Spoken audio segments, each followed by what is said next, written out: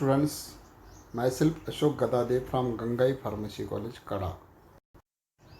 आणि आपण पाहत आहोत अँटी डिप्रेशन ड्रग्स चॅप्टर आपला चालू आहे आणि त्यामध्ये आपण आता पाहत आहोत की अमायट्रिप्लाइन. आपण अमायट्रिप्लाइनचं स्ट्रक्चर सुरुवातीला स्ट्रक्चर घेणारे ऑलरेडी आपण पाहिलेलं आहे. या व्हिडिओमध्ये आपण पाहणार आहे अमायट्रिप्लाइनच्या प्रॉपर्टीज. तर प्रॉपर्टीज सुरुवाती प्रॉपर्टी, स्टॅबिलिटी, स्टोरेज कंडिशन हे आपण पाहणार आहोत. त्यातले अमायट्रिप्लाइनचे प्रॉपर्टीज काय आहेत आपण पाहूया. तर पहिले तर अमायट्रिप्लाइन जे आहे, आपण सुरुवातीलाच तुम्हाला मी सांगितलं होतं की it is available in salt जे आहे. अमायट्रिप्लाइन जे आहे हायड्रोक्लोराईड सॉल्टमध्ये आहे. ऑफिशियल जे अमायट्रिप्लाइन हायड्रोक्लोराईड्स या नावाने आहे. ते प्रॉपर्टी जी आहे अमायट्रिप्लाइन हायड्रोक्लोराईडची, it is official as it is a hydrochloride salt which is a, म्हणजे जे अमायट्रिप्लाइन हायड्रोक्लोराईडची आपण प्रॉपर्टी पाहतो आहे, जे अमायट्रिप्लाइन अवेलेबल असणार आहे ते अमायट्रिप्लाइन हायड्रोक्लोराईड सॉल्ट फॉर्ममध्ये आहे. आणि प्रॉपर्टी म्हटल्यानंतर आपण जसं तुम्हाला सुरुवातीला मी सांगितलेलं आहे, आपल्या तिसरी चौथी प्रॉपर्टी चालू आहे, कलर, ओडर, स्टेट. आणि त्याच्यानंतर तुम्हाला तुमच्या सॉलिबिलिटी, इनसॉलिबिलिटी आणि स्टोरेज कंडिशन या आपण सिरियली पाहतो. तसं याचा जो कलर आहे अमायट्रिप्लाइनचा, colourless or white crystalline powder. Colour जो आहे कलरलेस असेल किंवा व्हाईट आहे. आणि जे स्टेट जे आहे, नेचर जे आहे हे सॉलिड आहे. आणि सॉलिडमधलं कोणतं आहे, क्रिस्टलाइन पावडर. म्हणजे लक्षात तुम्हाला कसं ठेवावं लागेल, हे अमायट्रिप्लाइन स्टेट जी आहे ती सॉलिड आहे. सॉलिड लिक्विड गॅसमधलं सॉलिड आहे. आणि सॉलिडमध्ये काय आहे, क्रिस्टलाइन पावडर. कलर येईल तुमचा odourless or white, colourless or white. आणि जे ओडर आहे ते ओडरलेस आहे. म्हणजे हे अमायट्रिप्लाइन ओडरलेस आहे. And has a bitter and burning taste. याची जी टेस्ट आहे बिटर टेस्ट आहे. And burning taste followed by sensation of numbness. म्हणजे तुम्हाला कडवट आहे, परंतु नंतर कसं आहे, बर्निंग सेन्सेशन जे आहे, बर्निंग टेस्ट तुमच्या जिभेवर रेंगणार आहे. आणि solubility, it is a freely soluble in water and soluble in alcohol. एकदम सिंपल प्रॉपर्टी आहे अमायट्रिप्लाइनची, काही अवघड नाही. स्टेट जे आहे हे सिम्पली सॉलिड आहे. सॉलिड स्टेटमध्ये हे आहे तुम्हाला तुमचा क्रिस्टलाइन पावडर जे आहे, तुम्हाला हे लक्षात ठेवावं लागेल. क्रिस्टलाइन पावडर या पद्धतीने क्रिस्टलाइन पावडर आहे. आणि तुमचा जो त्याचा कलर आहे, एक तर कलरलेस आहे आणि दुसरा आहे तुमचा कलरलेस आणि दुसरा व्हाईट कलरमध्ये सुद्धा, दोन्ही कलरलेस व्हाईट. हे स्टेप बाय स्टेप लक्षात ठेवायचं. सॉलिड स्टेट क्रिस्टलाइन पावडर आणि तुम्हाला कलरलेस ऑर व्हाईट.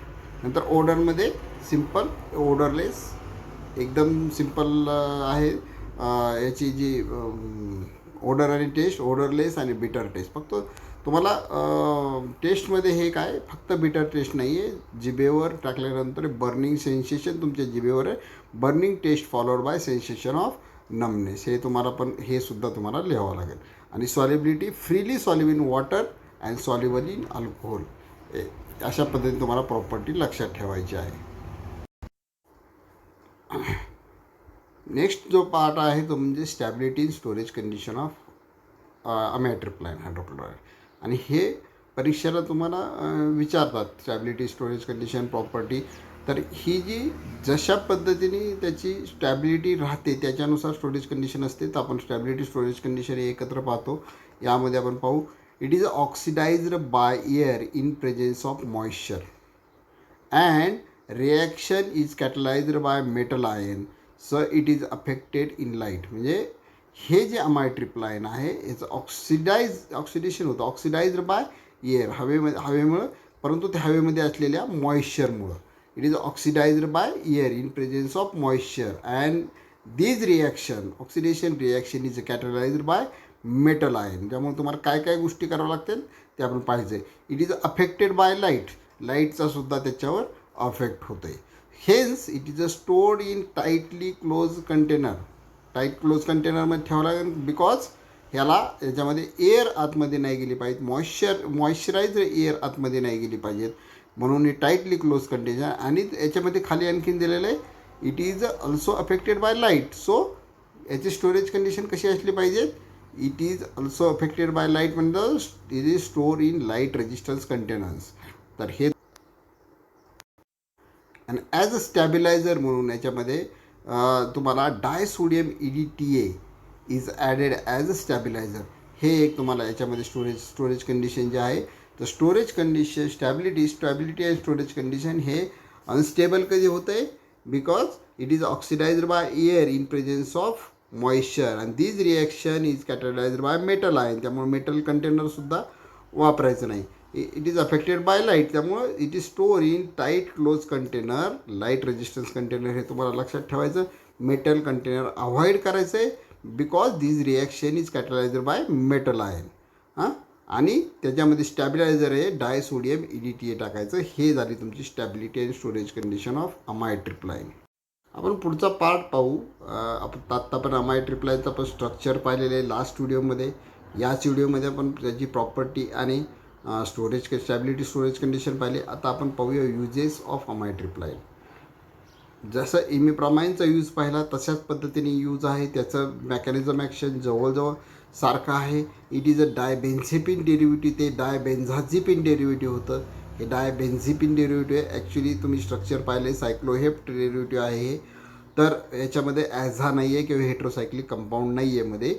हे तिन्ही रिंग याच्या कार्बोसायक्लिक्स आहेत. तर या ठिकाणी तुमचं जे it inhibit the uptake of norepinephrine. Already आपण इपिनप्राईनमध्ये पाहिलेले नॉन इपिनप्राईनचा अपटेक किंवा इपिनप्राईनचं अपटेक झाल्यानंतर नॉर इपिनप्राईनचं अपटेक झाल्यानंतर काय होतं हे सर्व गोष्टी पाहिल्या. सेम त्याच पद्धतीने amitriptyline inhibit the uptake of norepinephrine and serotonin at the nerve terminal. टर्मिनलवर या ठिकाणी होणारे जे बायोजेनिक अमाइन्स आहेत, बायोजेनिक अमाइन्स किंवा न्यूरोट्रान्समीटर आहेत लाईक नॉरएपिनफ्राईन और सेरोटोनिन, याचं अपटेक होऊ न देणं, inhibit the uptake of norepinephrine and serotonin at the nerve ending, हे काम आहे तुमच्या अमाइड ट्रिप्लाइनचं. हे मेकॅनिझम ॲक्शन आहे अमाइड ट्रिप्लाइनचं. हे तुम्हाला लक्षात ठेवावं लागेल. सेम आपण जे इमिप्रमाइनमध्ये पाहिलं होतं इनिबिट द अपटेक ऑफ नॉरएपिनफ्राईन, तेच तुम्हाला जर तो व्हिडिओ परत पाहायचा असेल तर या व्हिडिओच्या डिस्क्रिप्शनमध्ये त्याची लिंक दिलेली आहे. पूर्ण चॅप्टरचे जे व्हिडिओज आहे त्याची डिस्क्रिप्शनमध्ये लिंक तुम्हाला मिळून जाईल. तर मेकॅनिझम ॲक्शन आपण पाहिलेलं आहे अमाइड ट्रिप्लाइनचं. Inhibit the uptake of norepinephrine और serotonin at the nerve terminal. तर so these amitriptyline used to treat. Uses आपण पाहतोय अमाइड ट्रिप्लाइनचं यूज काय आहे. Used to treat endogenous depression, anxiety, nocturnal enuresis in children, chronic tension headache आणि chronic pain. तर हे एक एक आपण पाहू सेपरेटली. आपण पहिला मुद्दा पाहू endogenous depression. Amitriptyline used to treat endogenous depression. हे एंडोजिनियस डिप्रेशन एक टाईप आहे डिप्रेशनचा आणि या डिप्रेशनमध्ये सुद्धा आपण हे अमाइड ट्रिप्लाइन हे ड्रग वापरणार आहे. काही इमेजेस दिलेले आहेत या ठिकाणी एंडोजिनियस डिप्रेशनचे तुम्ही पाहू शकता. तर एंडोजिनियस डिप्रेशन जे आहे यामध्ये तुम्हाला हे जे ड्रग्स आहे वापरलं जाणार आहे. एंडोजेनियस डिप्रेशनबद्दल थोडंसं आपण पाहू. Endogenous depression is a type of major depressive disorder. Is a MDD is a major depressive disorder, although it is used to be seen as a distinct disorder. Endogenous depression is now rarely diagnosed. तर डिप्रेशनचे जे वेगवेगळे types आहेत त्याच्यामध्ये एंडोजिनियस depression आणि exogenous डिप्रेशनमध्ये जो फरक येतो आहे तो म्हणजे presence or absence of stressful event before the onset of MDD. The researchers used to differentiate endogenous depression and exogenous depression by the presence or absence of stressful event before the onset of MDD. आणि जे amide ट्रिप्लाइन use होतं आहे ज्या डिप्रेशनमध्ये एंडोजिनियस डिप्रेशनमध्ये ते म्हणजे endogenous depression occur without presence of stress or trauma. हा जो फरक आहे दोन्हीमध्ये जास्त डिटेल्समध्ये जायचं पण थोडक्यात सांगतो की एंडोजिनियस डिप्रेशन आणि एक्झोजिनियस डिप्रेशनमध्ये काय फरक आहे. Without presence of stress or trauma हे जे एंडोजिनियस डिप्रेशन होते आणि it has no apparent outside cause Instead, it may be primarily caused by genetic or biological factor. जे कॉजेस आहेत एंडोजिनियस डिप्रेशनचे हे काय आहेत तुमचे जेनेटिक और बायोलॉजिकल फॅक्टर्स. आणि त्याचमुळं या एंडोजिनियस डिप्रेशनला this is why endogenous depression might also be refer to biological based depression. याला बायोलॉजिकल बेस्ड डिप्रेशन असंही म्हटलं जातं. सो आपण पाहिलं आहे की these amitriptyline drug used to treat endogenous depression. हे काही इमेजेस तुमच्या पुढं दिलेले एंडोजिनियस डिप्रेशनच्या आणि काही एक्सप्लेन पण केलेले थोडक्यात. फक्त तुम्हाला थोडक्यात समजलं पाहिजे व्हॉट इज मीन बाय एंडोजिनियस. तुम्हाला हे परीक्षेला लिहायचं नाही व्हॉट इज मीन आहे, परंतु टर्म्स लक्षात येण्यासाठी की endogenous depression one of the type of the depression आणि हा दोन्ही एक्झोजिनियस डिप्रेशन आणि एंडोजिनियस डिप्रेशनमधला फरक काय आहे तो तुमच्या मी समजून सांगितलेला आहे. त्याच्यानंतर आपण जे पाहत होतो की it is used to treat anxiety. Already हे आपलं झालेलं आहे इमिप्रोमाइनमध्ये. हे जे ड्रग्स आहेत एन्झायटीमध्ये याचा यूज कसा होतो हे ऑलरेडी आपण पाहिलेलं आहे. सॉरी, एन्झायटी म्हणजे काय हे आपण पाहिलेले चिंता काळजी. आणि हे जे अमायट्रिप्लाइन जे ड्रग आहे यूज इन एन्झायटी, जे चिंताग्रस्त पेशंट चिंता काळजीमध्ये एन्झायटी ज्याला एन्झायटी डिसऑर्डर आहे अशा पेशंटला. तिसरा जो मुद्दा या ठिकाणी आपण हे केलेला आहे, तिसरा यूजेस जो आहे हे सुद्धा आपण इमिप्रोमाइनमध्ये याची टर्म समजून घेतलेली ती म्हणजे these drugs amitriptyline used in nocturnal enuresis in children. म्हणजे जे लहान मुलं बेडवर सू करतात बेडवर तर ते किंवा बेड ओलं करतात, हा जो डिप्रेशनचा आजार आहे याच्यामध्ये हे जे अमायट्रिप्लाइन हे सेम जसं इमिप्रोमाइनमध्ये ड्रग यूज इन नॉक्च्युनल इनॉरिसिस याच्यामध्ये पण आहे. चौथा यूज आपण पाहूया याच्यामध्ये क्रोनिक टेन्शन हेडेक. सेम इमिप्रोमाइनमध्ये पण होतं की जे टेन्शनमुळं जे हेडेक होतं आहे या हेडेकमध्ये सुद्धा हे जे ड्रग्स आहे हे वापरतात. क्रोनिक टेन्शनमुळं आलेलं जे हेडेक होतं आहे डोकंदुखी तर हे कंटिन्यू टेन्शन घेतल्यामुळं याच्यामध्ये सुद्धा हे ड्रग्स वापरले जातात. क्रोनिक पेन किंवा न्यूरॉलजिया असं म्हटलं जातं. क्रोनिक पेन जो आहे याच्यामध्ये तुम्हाला शब्द दिलेला आहे न्यूरॉलजिया. तर amitriptyline use to treat chronic pain that is a न्यूरॉलजिया.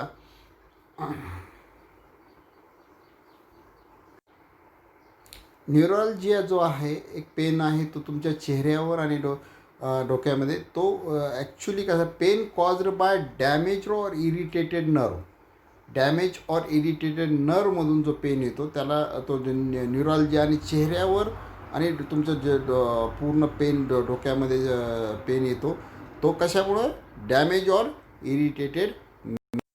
and these intense typically intermediate pain along with the course of nerve especially head or face. तुमच्या चेहऱ्यावर आणि तुमच्या डोक्यामध्ये हा पेन जास्त आणि कशामुळे होतो तो तुमच्या पेन कॉज्ड बाय डॅमेज और इरिटेटेड नर्व. या ठिकाणी एक्झाम्पल दिलेलं आहे. या ठिकाणी समजा ब्रेन आणि जे आहे तुमचे ज्या नर्व आहेत ह्या पूर्ण बघा हेडमध्ये नर्व जे आहेत हेडमध्ये आणि चेहऱ्यावर नर्व आले, या नर्वमध्ये जर डॅमेज आले किंवा या नर्व इरिटेशन आलेलं आहे आणि या नर्व काय होतील तुम्हाला न्यूरॉलजिया एक पेन क्रिएट करेल आणि त्या डिसीजला पण न्यूरॉलजिया. या ठिकाणी दुसरी इमेज पण देतं आहे. या ठिकाणी ज्या नर्व्स आहेत चेहऱ्यावरच्या नर्व्स आणि हेडवरच्या नर्व ज्या ठिकाणी रेड मार्क केलेला आहे त्या ठिकाणी तुम्ही पाहू शकता त्या ठिकाणी तो पेन होते कारण त्या ठिकाणच्या नर्व ज्या आहेत काय झाल्यात डॅमेज झालेले आहेत. हे एक तुम्हाला नर्व दाखवलेले आहे. तुमच्या ज्या नर्व डॅमेज झालेल्या किंवा इरिटेट झालेल्या नर्व ज्या आहेत यामुळे तुमचा हा न्यूरॉलजिया कशा पद्धतीने आलेला आहे हे एक इमेजमध्ये आहे. हे ॲक्च्युली या समोरचा पर्सन जर एक साईड बघा दाबून धरलेली म्हणजे त्याचा चेहरा आणि हे त्याचं दुखत आहे किंवा पेन येत आहे त्याचा डोका आणि चेहऱ्यावर तर न्यूरॉलजियाचा पेशंट आहे. फक्त हे टर्म जे आहेत ते तुमच्या पाठ करायचे नाहीत कोणत्या. जसं एंडोजिनियस डिप्रेशन झालं, न्यूरॉलजिया झालं, एन्झायटी झालं, हे तुम्हाला समजलं पाहिजे. एन्झायटी म्हणजे काय की चिंता, टेन्शनमध्ये काय, स्ट्रेस म्हणजे काय, endogenous depression what is exogenous depression what is neuralgia आपण मागच्या याच्यामध्ये इमिप्रमाणच्या युजेसमध्ये अँझायटी हे समजलं पाहिजे तुम्हाला. व्हॉट इज नॉक्च्युरल इनॉरेसिस हे टर्म्स समजल्या पाहिजेत आणि त्यासाठी मी थोडक्यात समजून सांगतो आहे. डिटेल्समध्ये भरपूर आहे याच्यामध्ये, थोडक्यात समजून सांगत आहे मी. नेक्स्ट यूज जो आहे तो अमायट्रिप्लाइनचा, it is used to treat, it is also used for prophylaxis of migraine pain. Migraine पेनबद्दल पण आपण लास्ट जो इमिप्रमाइनमध्ये डिस्कस केलेला आहे. प्रोफायलॅक्सिस शब्द जो आहे तो त्याचा आपण अर्थ, प्रोफायलॅक्सिस म्हणजे ॲक्शन ऑर ट्रीटमेंट जे आहे, तुम्ही ट्रीटमेंट जे देतात डिसीज झाल्यानंतर देतात. आणि प्रोफायलॅक्सिस म्हणजे प्रिव्हेंट द डिसीज, म्हणजे तो डिसीज होण्यापासून जी काळजी घ्यायची ती प्रिव्हेन्शन, आपण एक थोडक्यात म्हणू प्रिव्हेन्शन. तर म्हणजे असं म्हणू प्रोफायलॅक्सिस म्हणजे treatment given or action to prevent the disease. म्हणजे डिसीज तुमचा जो आहे होण्यापासून प्रिव्हेन्शन घेण्यापासून, प्रिव्हेन्शन जे आहे त्याचा अर्थ येतो तुमचा प्रोफायलॅक्सिस. आणि या मायग्रेन पेनमध्ये म्हणजे प्रोफायलॅक्सिस ऑफ मायग्रेन पेन अमायट्रिप्लाइन यूज होतं. आणि मायग्रेन पेनचं डिटेल्स आपण इमिप्रमाइन्समध्ये पाहिलेलं आहे. डिस्क्रिप्शनमध्ये व्हिडिओ लिंक दिलेली आहे अमायट्रिप्लाइनची, ते तुम्ही पाहू शकता. मायग्रेन पेनचे डिटेल्स आपण घेतलेले आहे. नेक्स्ट जो यूज आहे, इट इज अ अँटीकोलिनर्जिक आणि has a sedative property. Anticholinergic property आहे. आपण हे अँटीकोलिनर्जिक चॅप्टरमध्ये अँटीकोलिनर्जिक सेपरेटली पाहणार आहे. याच्यामध्ये ही प्रॉपर्टी आहे अँटीकोलिनर्जिक प्रॉपर्टी, आणि सिडेटिव्ह प्रॉपर्टीसुद्धा आहे. तर सिडेटिव्ह हिप्नॉटिक चॅप्टर्स आपल्याला पुढे येणार आहे, त्याच्यामध्ये आपल्याला सिडेटिव्हचा अर्थ कळेल. तर this drug having a sedative and anticholinergic property. अशा पद्धतीने आपण सर्व युजेस अमायट्रिप्लाइनचे पाहिलेले आहेत. तर आपण अमायट्रिप्लाइनचा जो पुढचा पार्ट पाहू, अमायट्रिप्लाइनचं ऑफिशियल प्रिपरेशन. अमायट्रिप्लाइन ऑफिशियल प्रिपरेशन जे आहे, ऑलरेडी मी सुरुवातीलाच सांगितलं की अमायट्रिप्लाइन जे अवेलेबल आहे तुमच्या हायड्रोक्लोराईड सॉल्टमध्ये, हे आणखीन एकामध्ये सॉल्ट आहे अमायट्रिप्लाइन एम्बोनेट या सुद्धा आहे. त्यामुळे अमायट्रिप्लाइन एम्बोनेट BP आणि त्याचंच अमायट्रिप्लाइनचं एम्बोनेटचं मिक्सरसुद्धा आहे. Amitriptyline embonate mixture BP, amitriptyline hydrochloride BPIP, amitriptyline tablet BPIP, amitriptyline injection आणि अमायट्रिप्लाइन अँड परपेनाझिन कॅप्सूल. अशा पद्धतीने तुम्हाला हे लक्षात ठेवावं लागेल. ऑफिशियल प्रिपरेशनबद्दल तुम्हाला सांगितलं की हे तुम्हाला थोडंसं पाठांतराचा भाग असेल, परंतु त्याच्यातसुद्धा आयडिया आहेत की तुम्ही त्याचे सॉल्ट लक्षात ठेवायचे कोणत्या वेळेला. तर अमायट्रिप्लाइनमध्ये आपण पाहिलं की 2 सॉल्टमध्ये हायड्रोक्लोराईड आणि एम्बोनेट, आणि याचे डोसेस फॉर्म कोणकोणते आहेत. तर डोसेस फॉर्म जे एम्बोनेट अमायट्रिप्लाइन एम्बोनेट आहे हे आहे मिक्सचरमध्ये अमायट्रिप्लाइन एम्बोनेट BP आणि अमायट्रिप्लाइन एम्बोनेट मिक्सचर. तुमचं नंतर अमायट्रिप्लाइन कोणकोणत्या डोसेस फॉर्ममध्ये आहे, आणखी टॅबलेटमध्ये आहे, इंजेक्शनमध्ये आहे, कॅप्सूल आहे. तर टॅबलेट अमायट्रिप्लाइन टॅबलेट आणि अमायट्रिप्लाइन इंजेक्शन आलं, परंतु कॅप्सूल जे आहे अमायट्रिप्लाइन अँड परपेनाझिन या कॉम्बिनेशनमध्ये आहे. त्यामुळे अमायट्रिप्लाइन या पद्धतीने तुम्हाला अमायट्रिप्लाइनचं ऑफिशियल प्रिपरेशन लक्षात ठेवावं लागेल. Popular brand name of अमायट्रिप्लाइन, domical, लेंटिझॉल, लॅम्ब्रिट्रॉल, सॅरोटीन, अमॅट्रॅप, ट्रिप्टॅनॉल हे पॉप्युलर ब्रँड नेम आहेत. पॉप्युलर ब्रँड नेम सध्यासुद्धा तुम्हाला सांगितलेलं आहे कशा पद्धतीने हे करायचे आहे. तुम्ही ड्रग टुडे आणि सिम्स या बुक्सचा रेफर करायचे आहेत. याच्यामधून तुम्हाला पॉप्युलर ब्रँड नेम हे पार्ट नसतेत करायचे, लक्षात ठेवावं लागतं. ती प्रॅक्टिसमधून येतात. त्यामुळे तुम्ही ज्या वेळेस मेडिकल्सवर जाताल त्यावेळेस हे पॉप्युलर ब्रँड नेम तुम्ही हाताळले गेले पाहिजेत, हातामध्ये वापर केले. हे पॉप्युलर ब्रँड नेम हे प्रॅक्टिसनी करायचे. हे प्रत्येक ड्रग्स जे आहेत, भरपूर ड्रग्स आहेत, याचे प्रत्येकाचे पाठ करत बसणं हे योग्य नाही. याच्यासाठी प्रॅक्टिकल नॉलेज फार महत्त्वाचं आहे. तुम्ही मेडिकल्सवर जाणार आहे, तुम्हाला प्रोजेक्ट दिलेला असतो, हे प्रोजेक्टमधून तुम्हाला हे पॉप्युलर ब्रँड नेम करायचे आहेत. हे जेवढे तुम्ही हाताळताल तेवढे लक्षात राहतील. तर हे परीक्षेसाठी एक थोडके एक्झाम्पल 6 दिलेले आहेत. तर अशा पद्धतीने आपण अमायट्रिप्लाइन हा ड्रग आपला संपलेला आहे. याच्यात महत्त्वाचं सुरुवातीला आपण स्ट्रक्चर पाहिलेलं आहे, त्यानंतर अमायट्रिप्लाइनची प्रॉपर्टी आणि स्टॅबिलिटी स्टोरेज कंडिशन, त्यानंतर युजेस पाहिला. युजेस फार महत्त्वाचा आहे अमायट्रिप्लाइनचा, तो पाहिलेला आहे. आणि नंतर ऑफिशियल प्रिपरेशन आणि पॉप्युलर ब्रँड नेम पाहिले.